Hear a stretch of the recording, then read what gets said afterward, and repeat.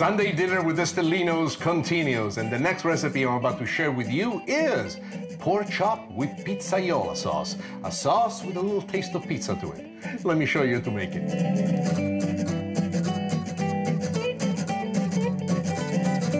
Pork chop Pizzaiola. Two things I'm going to teach you today: how to make Pizzaiola sauce and how to make the pork chop Palermo style. Let me show you what I mean.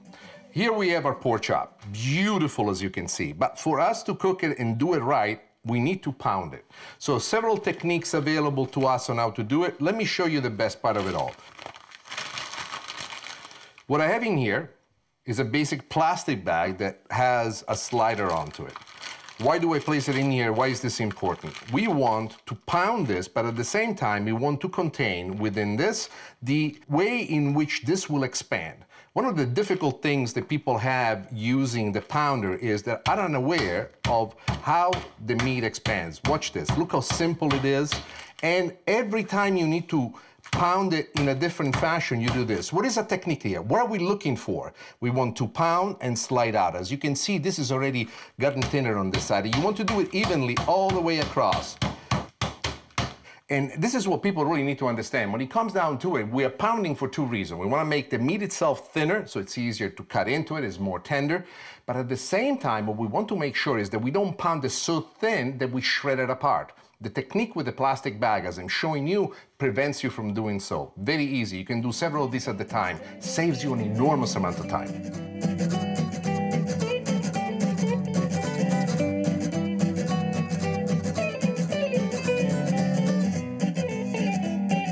For us.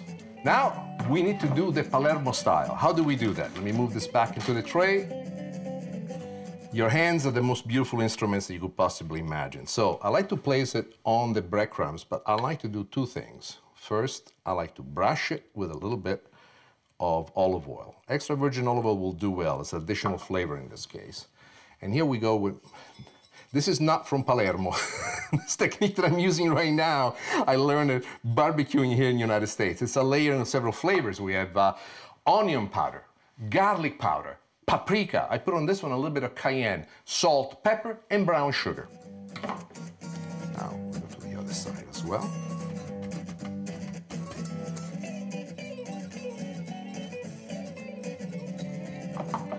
Use your hands like this. And make sure that everything is covered all the way through. And you see from a small piece of meat how much bigger this piece already is. I think that one of the techniques was designed in the old days just to render this look of something big from something small. Now you can do this ahead of time, but don't let this one sit in the refrigerator. Once you put the breading, the panè, like we say at Palermo, the next thing that you want to do is to cook it. Let me show you how to do that.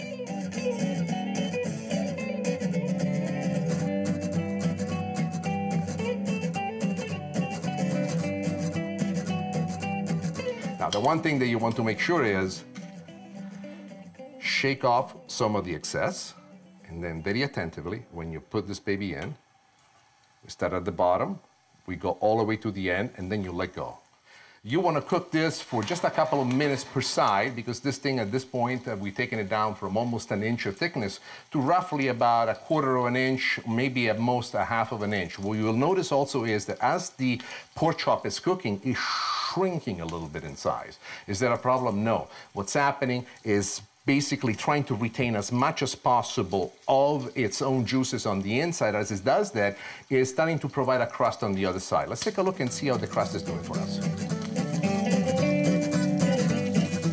Guarda che bellezza. This is exactly what we're looking for.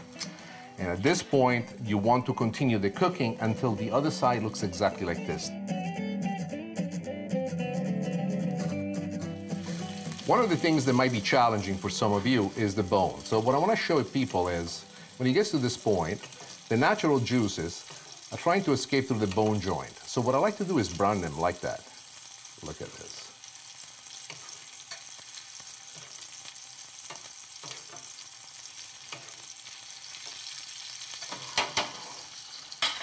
So you just need a few minutes per side. When I do this for myself, I don't do any more than 2-3 minutes per side, depending on the thickness of it. So let's put this one aside now. Now let me show you to make the sauce.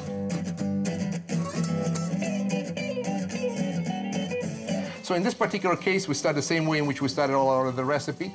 Nice thick garlic added to it. What this garlic will do for us, it will give us this wonderful rendition of joy.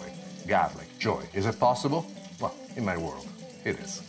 Now, this is a little trick that I love. I started the oil in the pan, but the oil was cold. So I want to add the garlic while the oil is cold. Why?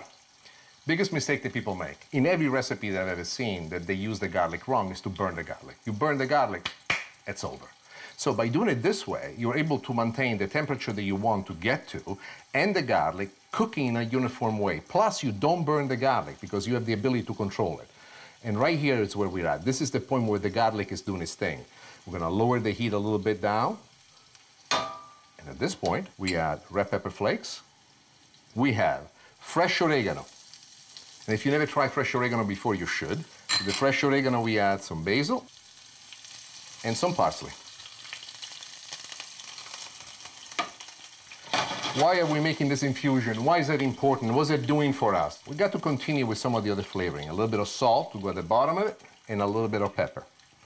But the most surprising thing is about to come now. Now, this is not a Sicilian thing. This is something that I've been experimenting with a great deal, and my belief in the yin and yang of things. A little bit of brown sugar, and when I say a little bit, I'm talking a pinch. If you really want to go into measure, you don't want to do any more than 1/8 of a spoon. The garlic is perfectly browning for us the way that we want it. And here we go now with the other ingredient. This you're going to love. This is peeled tomatoes, which we strain and chop. This is every Sunday at home, you know, to hear my mom and my dad talking about what they're making, to hear the words, let's make some pizzaiola, immediately we'd be super happy. At this point, we add in some of the reserve juice from the peeled tomatoes. Make sure that you do reserve them because they're very important for us in making the sauce. And it's at this point that we lower the heat down to medium-low and we let this sauce come together on its own. My memories. You know, as you become an adult, I think that your memories become even better what truly did happen. But this was for me something that defined the moment of Sunday at the house. The pasta, the pizzaiola, the potatoes will come out, and mom and dad telling their stories, and me being a child looking forward to every Sunday at home knowing that something special will take place.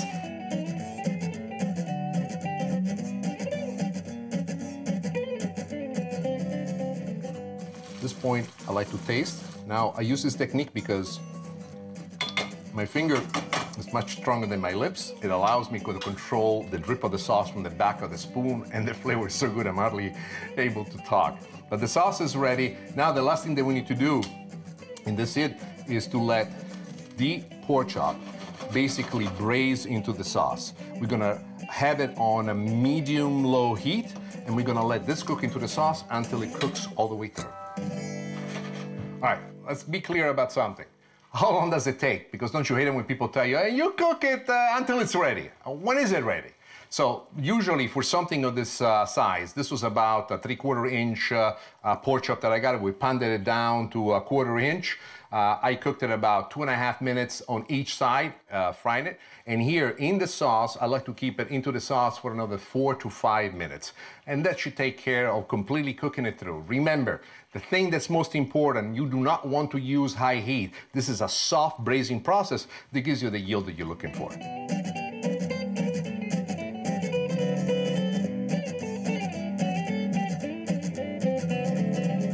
We let this baby go for a few minutes. I can feel from the touch that she's ready to go, so let me show you how to plate it. It's gonna be fantastic.